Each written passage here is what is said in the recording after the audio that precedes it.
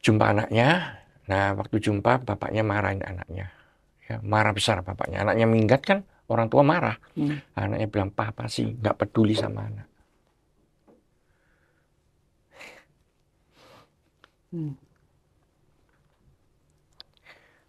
Disitulah anak itu ngaku dia dicabuli bertahun-tahun.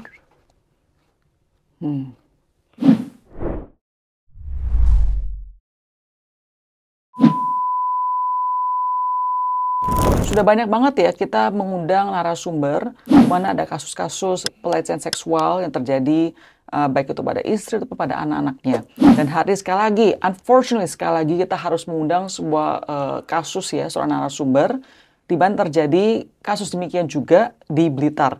Welcome ya Pak Pendeta. Saya panggil Pak Pendeta ya, jadi Pak Ya, Pak nama Agus aja. ya. Jangan Pak Agus ya. Iya, nama Pendeta. aja. Oke, jadi Pak Pendeta, Pak Agus itu tinggal di Blitar. Ya, saya tinggal di Blitar. Oke. Asli orang Blitar ya Pak ya? Enggak, Surabaya saya. Surabaya. Sama papanya sama. Arek Surabaya, baik Pak. Bapak pindah ke Blitar dan kasus di mana terjadi di Blitar kepada seorang pengemudi pribadi ya Pak ya? Iya, supir pribadi. Supir pribadi namanya Pak Tan. Pak Tan, oke. Iya. Pak Tan ini kerja kepada seorang pendeta. Seorang pendeta. Bisa kasih tahu inisialnya Pak? KBH. KBH. Iya. Jadi di Blitar juga Pak ya? Iya. Gereja beda dengan Bapak? Beda. Oke. Dia kerja sebagai supir pribadinya Pak, KBH ini. Iya. Sudah berapa lama Pak? Waduh, saya kurang jelas ya. Mungkin 3-4 tahun lah. Baru 3-4 tahun. Iya. Kenal juga Pak? Nggak tahu di mana kenalnya ya? Kenal dengan? Maksudnya Pak KBH ini dengan Pak Tan itu nggak tahu kenal dari mana juga nggak tahu ya? ada yang bawa ke situ. Oke, refer Iya, begitu. betul, Baiklah. betul. Alright, Pak Tan itu tinggal di mana Pak? Sebelum kasus ini meledak, dia tinggalnya di belakang gereja. Dikasih gratis? Dikasih ruangan untuk tinggal di belakang gereja. Karena dia supir pribadi daripada pendeta tersebut. Betul. Yang KB nya pendeta ya Pak, benar ya? Betul. Benar. Oke. Dia ada istri? Pak Tan? Ada, tetapi istrinya meninggalkan dia menurut pengakuan Pak Tan sudah 4 tahun yang lalu. Bapak tidak tahu alasannya kenapa tidak tahu? Ya, tahu tapi ya menurut saya urusan pribadi dia lah. Oke. Jadi ada cerai artinya ya? Oke. Dan dia punya berapa anak Pak?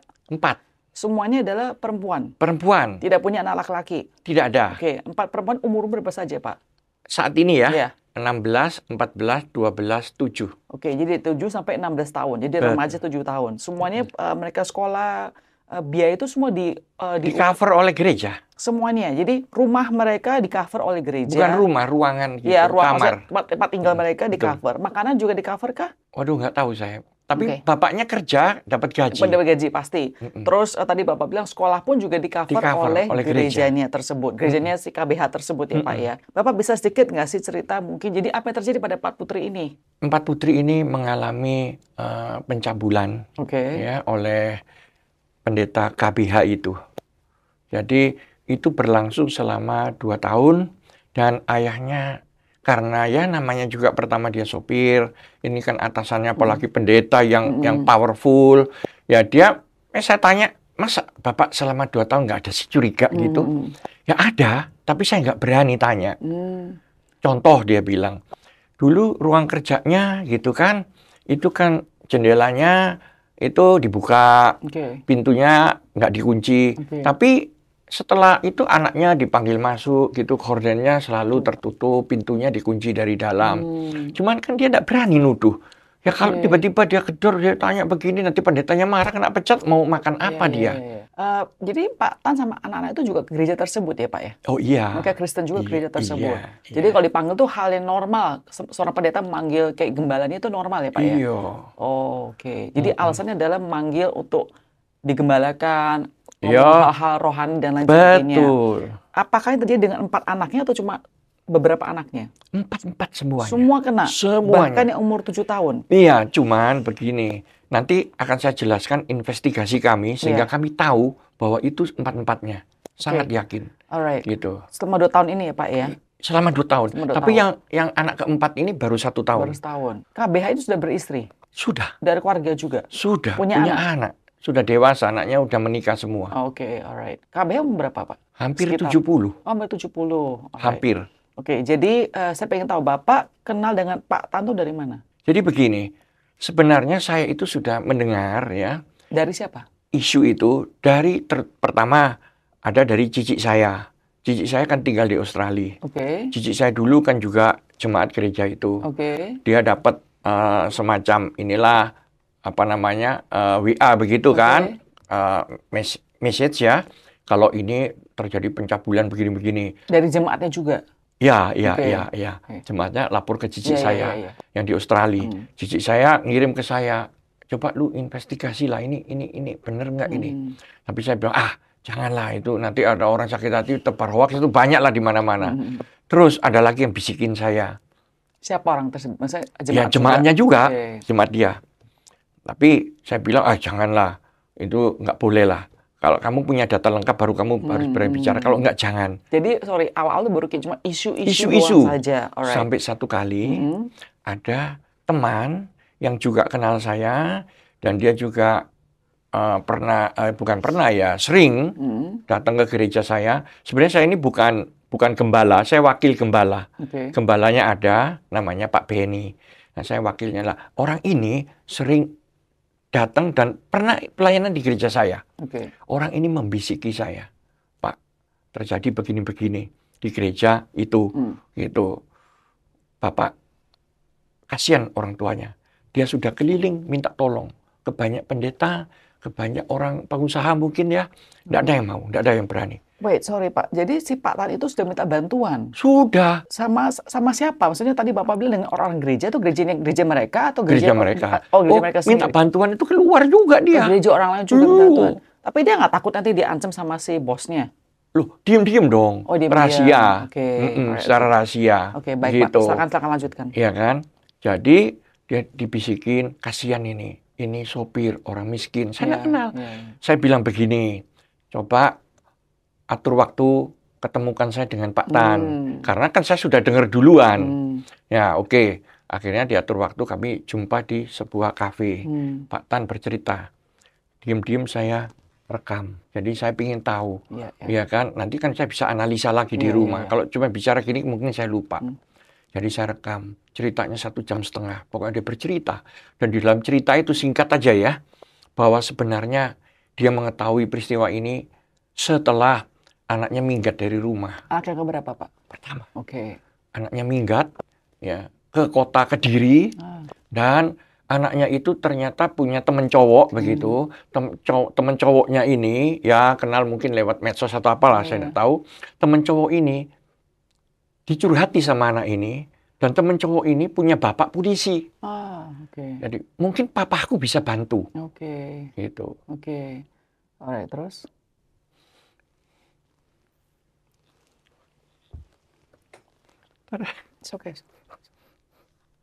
Nah, saya lanjutkan. Jadi anak ini pergi ke Kediri. Intinya minta tolong ke bapaknya yang polisi itu. Tapi sebelum berlanjut, si papa ini sudah tahu anaknya di situ. Pokoknya anaknya dihubungin. Kamu pulang, kalau enggak kamu enggak kuanggap sebagai anak. Begitu, kan namanya papa itu kan ya dia marahin anaknya lah, ya kenapa kamu hilang. Nah intinya setelah itu jumpa anaknya, nah waktu jumpa bapaknya marahin anaknya, ya marah besar bapaknya. Anaknya minggat kan orang tua marah, anaknya bilang papa sih nggak peduli sama anak.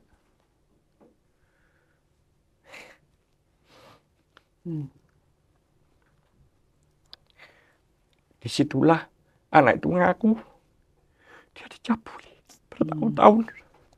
Dan disitulah bapaknya baru tahu, ya kan. Terus bapaknya emosi. Pulang ke Blitar, bapaknya jumpa dengan si pendeta. Dia tegur pendetanya. Nggak terima lah bapaknya. Lantas bapaknya, ya pendetanya ngaku dan minta maaf. Ini kesaksian bapaknya saya rekam semua. Nah, setelah itu pendetanya ngaku, terus bapaknya kan tetap nggak terima. Kok cuma ngaku doang, kok enak. Jadi bapaknya bilang, saya minta tolong dibuat pertemuan di gereja. Ya kan? Akhirnya diadakan pertemuan. Ada pendeta, ibu pendeta, beberapa pendeta lainnya yang di gereja itu kan banyak pendetanya yang di bawah dia. Kan gereja besar. Jadi ada beberapa pendeta dan beberapa pengurus. Saya punya daftarnya yang hadir juga, saya punya semua. Nah, disitulah ya kan ayahnya ini mengungkapkan, ya kan. Dan apa yang terjadi?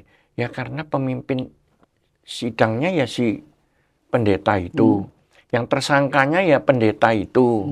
Yang ngambil keputusan akhirnya ya pendeta itu ya. Akhirnya dia menskors dirinya sendiri selama tidak naik mimbar selama 3 bulan. Cuman gitu aja. Dan namanya setuju semuanya. Ya termasuk orang tua ini ya setuju karena dia kan takut.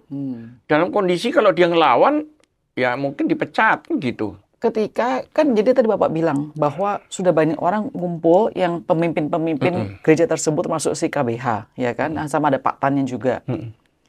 Dia mengakui berarti depan semua orang itu bahwa dia memang mencabuli anaknya Pak Tan, benar kan sih? Tapi khilaf. Iya, maksudnya dan cuman memandiin, cuman ngelus-ngelus saja, memandikan, tapi tidak ada niat padahal. Yang dia ceritakan di depan pertemuan itu hanya seujung kuku saja. Benar. Tapi saya bingung gini loh Pak, kan ini kan ada pendeta-pendeta lain yang kita bilang kita kan semua orang Kristen. Maksudnya tidak ada mereka juga merasa ini anak 16 tahun lu mandiin, aneh gitu loh, nggak normal. Maksudnya tidak satu pun yang melawan, kayaknya nggak benar ini, nggak benar, lu harus turun dari pendeta dan lain sebagainya. Nggak ada satu pun dari gereja tersebut yang lawan. Dari kesaksian Pak Tan bilang istrinya itu memutarbalikkan fakta, mengatakan bahwa anaknya ini memang sudah nakal, jadi dia menggoda suaminya sehingga tergoda begitu. Dan yang kedua memang ya semua yang hadir di situ tuh hidupnya bergantung sama dia kok. Mau ngelawan juga ya keluar ya. Terus Pak Tan menerima karena kan dia terhimpit ya, terpojok, posisinya nggak bisa. Tapi dia tetap kerja sama KBH ini. Iya, karena apa? Itu kan juga direkayasa. Sidangnya dinamakan sidang ilahi. Ya Pak Tan nggak berani lawan sidang ilahi ini kan malaikat datang semua ini takut ya. Sudah kan? Karena Pak Tan nggak berani melawan, tapi diam-diam dia bawa anaknya. Yang gede tadi itu kemana? Ke kantor polisi. Terus? Dilaporkan polisi. Tapi mereka main kekuasaan. Polisinya menghubungi sana. Ini ada laporan. Akhirnya ya Pak Pendetanya nyuruh kaki tangannya lah. Ini aturlah supaya ditutup masalah ini. Ya akhirnya ada orang-orang di gereja, ya ada yang pengusaha, ya ada yang pokoknya ya ada lawyer, ada apa. Pak Tanya ditekan. Ya ditekan itu kan bukan kubunuh kau ya, kan nggak begitu. Ditekan. Nanti gimana kalau kamu ngelawan terus, nanti kena pecat gimana, makan apa, itu kan suatu bentuk tekanan. Intimidasi. Psikis, intimidasi. Ya toh, belum lagi bilang ini nanti kalau sampai jemaat dengar kasus ini, jemaat sampai tercerai-berai, kamu tanggung jawab loh. Itu kan intimidasi rohani. Makanya saya bilang tekanan rohani itu. Iya kan, macam-macam lah. Sehingga ya akhirnya bapaknya disuruh berdamai, ya mau aja nulis tanda tangan surat perdamaian. Bahwa sudah selesai kasus ini gitu. Ditutup. Iya kan. Makanya saya kan marah waktu saya diundang podcast di Jawa Pos, saya bilang ini polisinya ini keterlaluan ini, nggak beres. Karena apa? Ini kan pidana berat. Ancaman hukumannya 15 tahun. Kalau pemuka agama ditambah sepertiga berarti 20 tahun. Mana ada ancaman hukuman 20 tahun itu restoratif justice, tidak ada. Restoratif justice itu hanya ada untuk maksimal ancaman hukuman 3 tahun. Artinya kalau saya mencuri BH di mall kan gitu bisa. Tapi kalau ini ancaman hukumannya 20 tahun mana bisa? Kok bisa diperdamaikan? Tapi dari situ Tuhan kasih celah di situ. Kasih petunjuk. Bapaknya kan nyodorin saya semua bukti-bukti. Jadi yang saya sampaikan ini, semua saya punya buktinya. Apa yang terjadi selanjutnya? Jadi, di dalam surat perdamaian itu, di poin pertama, si Pak Pendeta itu nggak sadar dia nulis begini. Saya mengaku bersalah. Saya khilaf. Dan saya berjanji tidak akan mengulangi lagi. Nah kan pertanyaan, mengaku bersalah terhadap apa? Karena surat laporan polisinya kan tentang pencabulan. Ya berarti kalau ini perdamaian ini dibarter dengan ini, berarti kan mengaku bersalah terhadap pencabulan. Tapi kan ada restoratif justice, berarti kan maksudnya udah selesai beres kasusnya. Nggak bisa. Nggak boleh kayak begitu. Walaupun sudah ada, walaupun sudah ditutup, tetap saya tanya lawyer terkenal di Jakarta kan, Saya bilang kata siapa, jalan terus nggak bisa. Okay. Iya, nggak bisa ditutup. Dan tadi kan Bapak bilang ya, bahwa 4 putrinya semua kena. Tetapi yang di kasus itu cuma 1 perempuan yang putri pertama kan? Iya, betul. Ini Ibu Takdir ini cerdas ini. Cerdas ini Takdir. Jadi begini, waktu itu pikiran bapaknya, anaknya cuma 1 yang kena.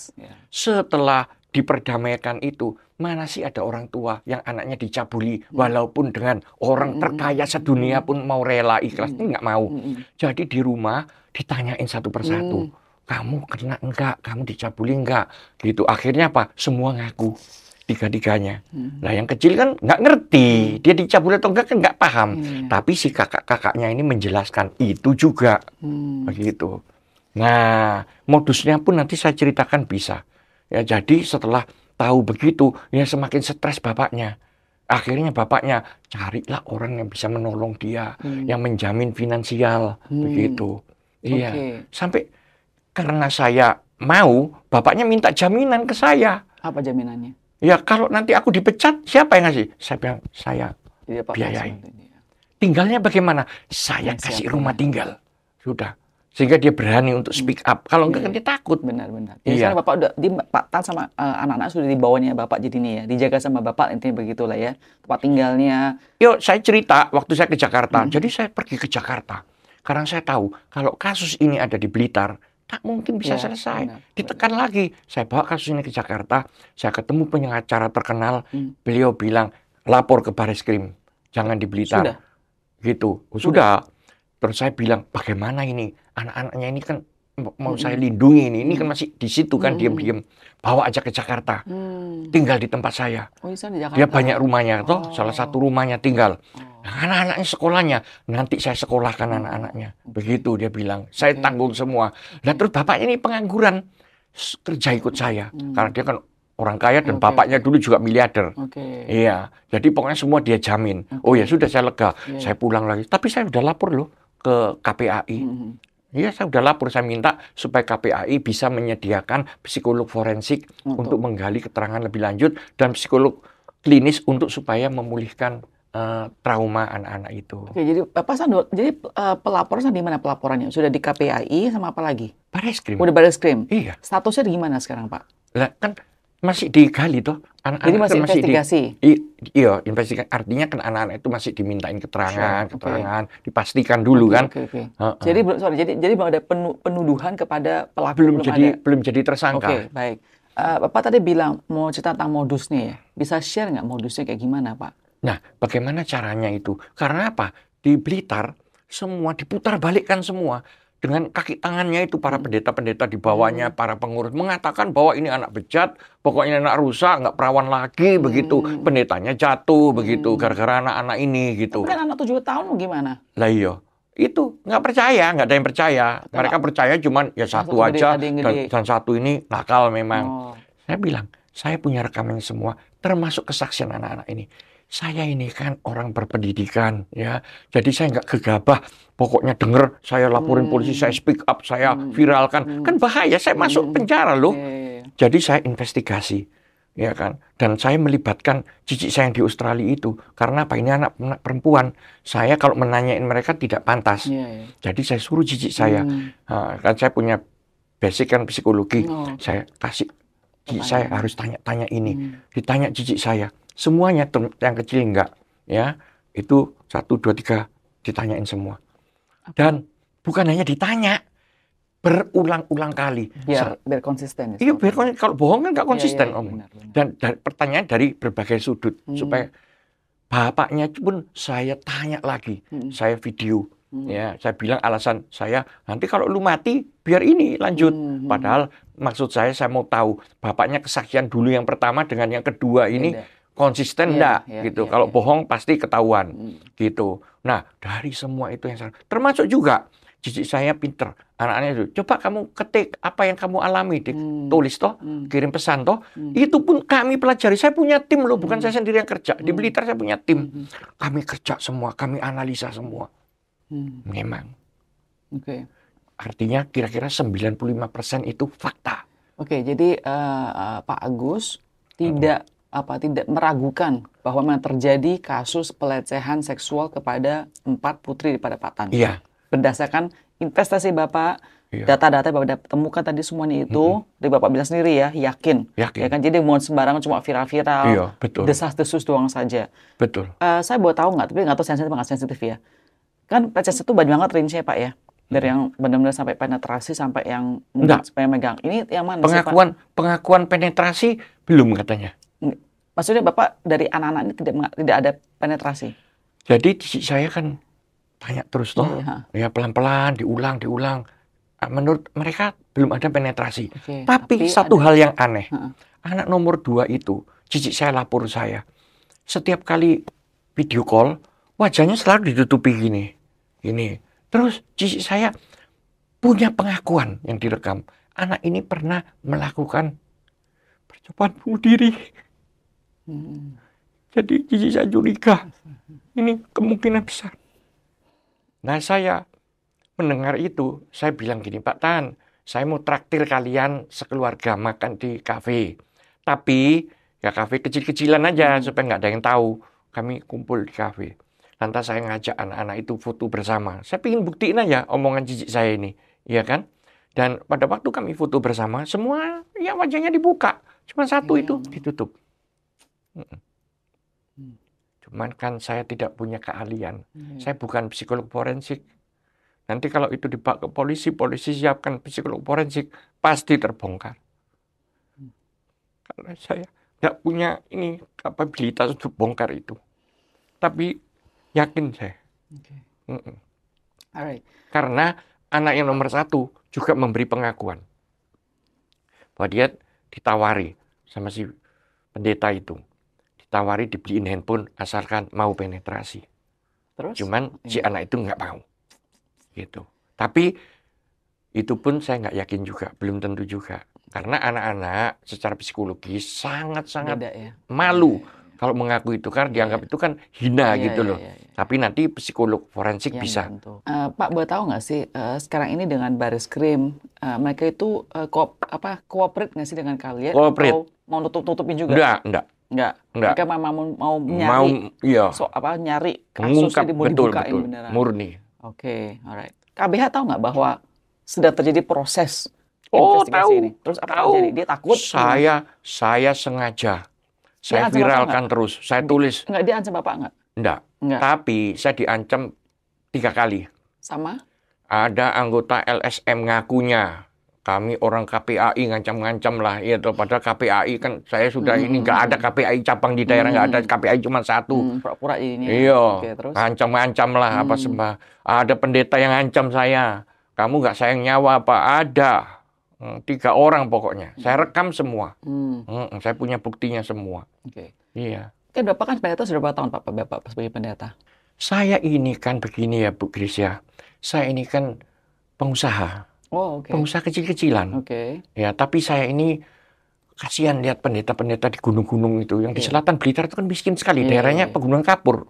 Jadi saya kalau punya duit, saya beliin sembako, saya naik gunung, saya bagi-bagiin di gereja-gereja. Ya saya diundang pelayanan juga, khotbah-khotbah begitu. Jadi Bapak bukan pendeta full time ya? Oh, sebentar. Jadi ini bertahun-tahun, ya kan? Bertahun-tahun saya lakukan. Pokoknya diminta saya untuk jadi pendeta di Blitar, saya tolak. Sampai akhirnya mereka minta saya, ya udahlah, gini aja kompromi 2 orang lah. Yang satunya menjadi gembala, saya wakilnya saja. Dan itu baru buka 4 bulan yang lalu. Tapi kan tadi kan Bapak bilang Bapak sudah melayani begitu lama untuk hal-hal gereja, ya kan di Blitar.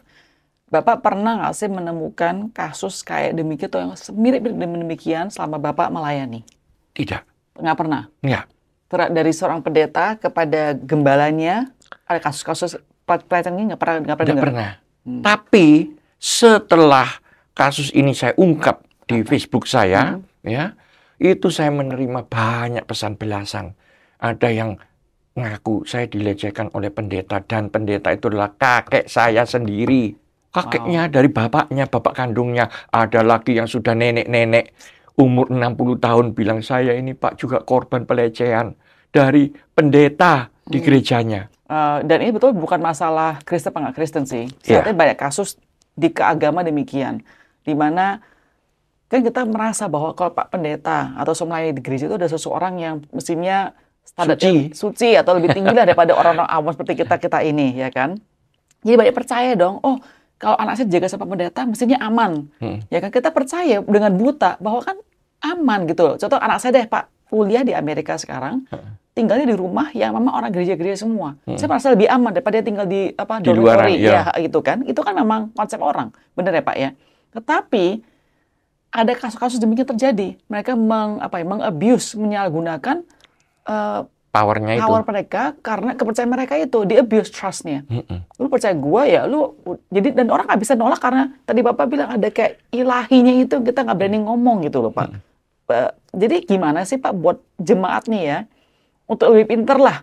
Jadi nggak bisa buta-buta karena namanya agama, kedoknya agama langsung kayaknya oke, pasti orangnya baik dan lain sebagainya. Saya memang sengaja memberikan edukasi, ya banyak saya nulis di Facebook edukasi bahwa pendeta itu juga manusia. Benar. Ya, jangan anggap dia itu orang suci. Dia sama dengan kita. Benar. Hanya dia diberi mandat oleh Tuhan atau dia memberi mandat dirinya sendiri menjadi pendeta. Karena jadi pendeta itu ada dua, ya kan, dari Tuhan dan dari dirinya, keinginan dirinya sendiri supaya bisa hidup, bisa makan. Nah, jadi itu hati-hati. Saya bilang, jangan gegabah. Tetap kita boleh percaya, boleh hormat kepada pendeta kita. Tetapi jangan hilang kewaspadaan itu. Karena apa? Saya beri contoh. Di Surabaya ada pendeta terkenal, jemaatnya ribuan juga, namanya Hani Layantara. Saya berani bicara karena dia sudah divonis, sudah inkrah masuk penjara. Ya kan? Hani Layantara jemaatnya ribuan. Dia punya salah satu jemaat itu orang kaya, miliarder di Surabaya. Ya, punya anak perempuan dicabuli mulai dari umur 10 sampai 16 tahun. Ya. Dan bapaknya Hani Layantara itu bahkan pernah dikasih mobil Porsche. Dikasih sama bapaknya. Anaknya pun dicabuli selama 6 tahun. Nah, bagaimana itu terbongkar? Anaknya tetap diam, nggak berani. Karena apa? Dianggapnya nanti kalau aku cerita, kalau aku speak up, siapa yang percaya? Ya kan, dia orang dipuja-puja. Jadi dia diam. Pada waktu anak ini umur 26 tahun, dia mau menikah, dia cerita sama bapaknya. Dia sama pacarnya cerita, kami mau menikah gini-gini. Bapaknya kan ingat, oh pendeta pujaan hati bapaknya ini, si Hani Layantara ini. Bapaknya bilang, oh ya nanti pemberkatannya sama Pak Hani Layantara. Langsung anaknya pingsan. Bapaknya heran, lu kenapa kok pingsan? Akhirnya disitulah ditanya-tanyain, akhirnya anak itu cerita. Iya, dia itu mencabuli aku. Dan memori itu keluar. Iya. Bapak kan secara keseluruhan nih Pak ya, ada nggak sih pernah mengatakan, tapi nanti kalau lu melawan orang Kristen atau pendeta, nanti banyak orang jadi tersandung. Nggak mau masuk ke Kristenan, tidak masuk ke gereja karena takut dengan ya aja pada kayak begitu semua. Kira ada pasti ngomong demikian kan Pak? Iya, pertanyaan yang cerdas. Karena apa? Di situ saya juga sering dibungkam dengan orang-orang yang mengaku hamba Tuhan. Jangan, itu namanya kamu dosa kamu. Membongkar itu apa borok-boroknya itu nanti semua orang jadi takut. Percaya Yesus jadi bahkan yang Kristen akan meninggalkan. Begitu kan? Saya bilang ya, kalau kamu marahin saya membongkar ini, kamu marahin dulu itu penulis-penulis Alkitab. Tuhan kamu marahin. Karena apa? Di dalam Alkitab jelas-jelas Daud berselingkuh, membunuh suami selingkuhannya. Ditulis kok terang-terangan kok, berani kok. Iya kan? Itu Yehuda melakukan perzinahan dengan menantunya, ditulis kok, saya bilang. Kenapa kita harus tutupi? Yesus bilang, bila ya katakan ya, bilang tidak, katakan tidak. Kalau kamu nutupi, itu berasal dari si jahat, saya bilang. Berarti kamu jahat semua kalau nutup-nutupin. Kita harus terbuka, open, tidak apa-apa. Yang salah kan bukan agamanya, yang salah kan bukan Alkitab, yang salah kan oknumnya. Iya, manusianya Pak ya. Manusianya, kenapa kita harus tutupi? Kalau kita tutupi akan berjatuhan korban berikutnya. Jadi KBH ini, apakah korban cuma 4 putri itu atau ada orang lain? Begini, memang sementara ini saya fokusnya kepada 4 anak ini. Ya, tapi saya sudah nulis di Facebook saya. Bila saya bilang, tanyain anak-anak kalian semua, ya kan? Yang pernah dirawat oleh dia. Iya. Kalau memang pernah dicabuli, laporkan ke saya. Tapi ini berlaku bukan hanya anak yang berjemaat di situ, di gereja lain juga. Laporkan. Terus? Saya bilang gitu. Nah, itulah akhirnya lapor 12 orang DM saya. Sorry, tapi yang dari KBH belum ada, belum ada masuk ya? Karena kan baru dua hari yang lalu saya tulis. Pak Agus sendiri ya, nanti ke depannya setelah semua investigasi selesai, nanti ada terdakwa dan lain sebagainya, apa yang Bapak ingin harapkan polisi atau jaksa itu hukumannya kepada KBH? Begini, Ibu Grace ya, yang saya harapkan itu hanya satu, keadilan. Ya, karena kan hakim itu kan wakil Tuhan di bumi untuk menegakkan keadilan. Jadi saya percaya Tuhan akan beri hikmat kepada hakimnya untuk menegakkan keadilan. Menegakkan keadilan itu bukan hanya kepada si keluarga korban, terhadap si pelaku juga. Biarlah dua pihak ini sama-sama mendapatkan keadilan. Iya. Jadi ya terserah. Kalau menurut hakim ini bukan pidana pencabulan, bukan pidana kekerasan seksual atau apapun, dan si pelaku dibebaskan, saya harus legowo. Gitu. Iya, karena itu kan hakim kan mewakili Tuhan. Tapi kalau dihukum seberapapun banyak, saya tetap legowo. Saya tidak ada masalah. Tapi kan Pak Pendeta tahu, Pak Agus tahu bahwa kadang-kadang namanya hakim dan the law of courts ini kan semua bisa dipermainkan juga, Pak. Iya. Jadi kalau Bapak legowo artinya ya maksudnya saya tahu hakim itu aman dari Tuhan, ya kan? Tapi kan juga ada permainan-permainan yang kita tahu sekarang ini ya. Yo, tapi kan begini, Bu Grace. Saya percaya ya, Alkitab ya, kebenaran itu akan menemukan jalannya sendiri. Percayalah. Mungkin hari ini hakimnya lagi konslet, dia dibebaskan. Tapi saya percaya Tuhan akan bekerja. Amen. Dan keadilan akan ditegakkan. Jadi Bapak mulai sekarang karena kasus ini mungkin Bapak jadi akan itu ya, menjadi seseorang yang akan terus memperjuangkan lah intinya hak-hak wanita terutama anak-anak kecil ya Pak ya, biar nggak terjadi kasus ya. Ya, of course, saya juga kemarin baru interview orang yang anak sama ayah tiri ini dikerjakan juga. Kalau Ibu tahu ya, dengan entengnya itu ya, orang jemaat-jemaatnya ya, terus pengurus gereja, pendeta-pendetanya bilang apa? Itu anak ketawa-ketawa kok, nggak ada apa-apa itu.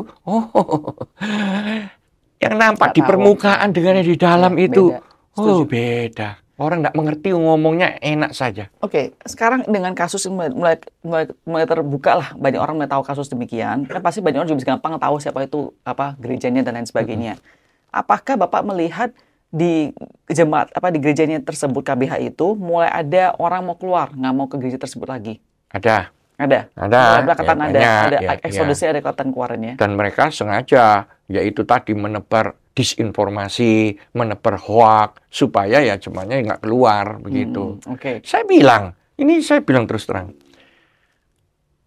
kalau gerejamu itu pemimpinnya ya terlibat dalam perzinahan, apalagi saya dapat informasi pendeta yang di bawah juga ada beberapa yang terlibat dalam perzinahan, meskipun itu dengan orang dewasa ya kan, ini dengan anak-anak. Saya bilang, apakah Tuhan berkenan dengan gereja itu? Jelas tidak lah.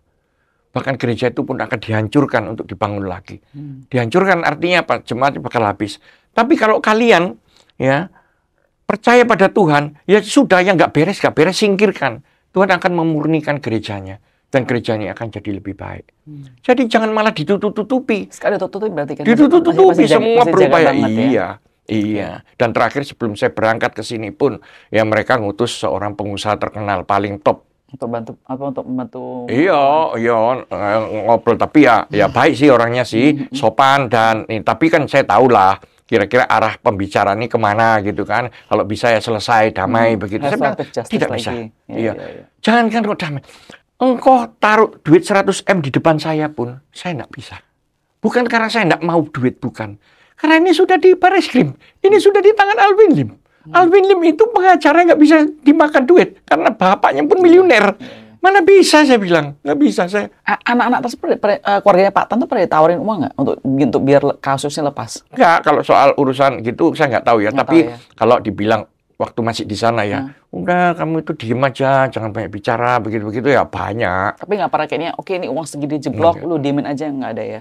Maksudnya tidak tahu sepengetahuan Bapak? Sepengetahuan saya, Pak Tan memang pernah diberi, ya menerima pemberian, ya itu sepeda motor, tahun 2013 senilai 10 juta. Yaitu mungkin, iya, saya nggak tahu ya. Kayak kompensasinya mungkin ya, saya nggak ngerti. Pokoknya dibeliin itu gitu. Ya, tapi apakah itu karena kebaikan atau kompensasi, saya nggak jelas. Pak Agus, thank you so much ya untuk sharing waktunya hari ini. Dan ya, saya setuju dengan Bapak lah. Manusia bisa berusaha, tapi Tuhan membuka jalan dan menutup jalannya. Ya, so semoga Pak Tan, terutama 4 putrinya sih Pak. Aduh, saya berharap benar-benar mereka bisa ada some sort of pulihnya. Saya yakin itu bisa satu lifelong punya trauma yang nggak gampang sembuh gitu. So hopefully ya ada orang kayak Pak Tan, ada orang kayak Pak Alvin bisa bantu keluarga ini ya, puji Tuhan lah. I think that's great. Thank you so much Pak Agus. Ya, Tuhan berkati Anda dan sekeluarga ya. Thank you so much.